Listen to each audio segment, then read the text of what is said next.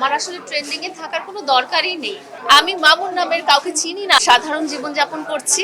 আমার সাথে কোনো উচ্চপদস্থ কর্মকর্তা বা সরকারি আমলা বা রাজনৈতিক ব্যক্তিবর্গ কারোর সাথে কোনো সখ্যতা নেই। বয়কট করে থাকে তারা তো আর এখানে আসার কোনো দরকার নেই।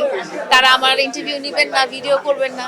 আমি তো জানি যে সাংবাদিকরা আমাদের খুবই ভালো বন্ধু এবং আমাদের পাশে সবসময় আছেন, এবং সাংবাদিক ভাইরা তাদের জন্যই কিন্তু আমরা আজকে এখানে। তার তো আসলে থাকার দরকার ছিল না, কারণ উনি তো আমাকে বয়কট করেছেন তার পত্রিকা থেকে বা ডিজিটাল চ্যানেল থেকে। তো বাকি আমি সবাইকেই বলতে চাই যে আসলে আপনারা সবাই আমার ভালোবাসার মানুষ, এবং আপনাদের জন্যই কিন্তু আমি আজকে লায়লা এখানে, বা আমি ছাড়াও যারাই আছে না কেন তারা সবাই কিন্তু আপনাদের কল্যাণে এবং আপনাদের কারণে।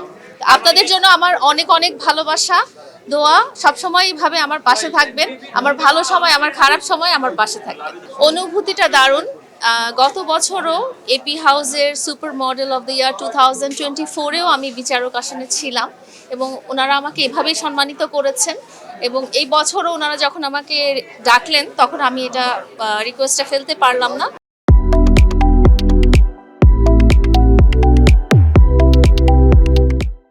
এই অনুভূতিটা দারুণ, কারণ এই এপি হাউস সুপার মডেল কন্টেস্টটা বাংলাদেশের একমাত্র পেজেন্ট যেখানে আমরা মেল, ফিমেল এবং ট্রান্স এই 3 ক্যাটাগরিতে আমরা মডেল জাজ করে থাকি। সো অনুভূতিটা আসলে বলে বোঝানোর মতো না।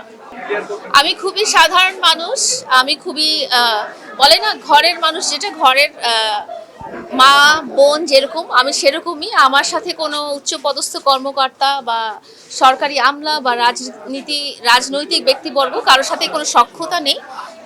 প্রফেশনাল কাজে যদি কোথাও দেখা হয়ে যায়, যদি তাদের সাথে ছবি তোলা হয়, তো এটাই এতটুকু পর্যন্ত। কারোর সাথে আসলে আমার ব্যক্তিগত কোনো সখ্যতা নেই। আমি যেহেতু পাবলিকলি স্টেটমেন্ট দিয়েছি, যথাযোগ্য প্রমাণাদি এবং যথাযোগ্য বিশ্বস্ততা এই তথ্যটার আছে দেখেই বলা হয়েছে, এবং আমি তার সহযোগী হইনি। রাদার আমি তাকে এই পথ থেকে ফিরিয়ে নিয়ে একটা ভালো জীবন দেওয়ার ব্যবস্থা করেছিলাম, এবং আমার সাথে উনি যতদিন ছিলেন আমার জীবনসঙ্গী হিসেবে, উনি ততদিন এই পথে আসলে আগাননি।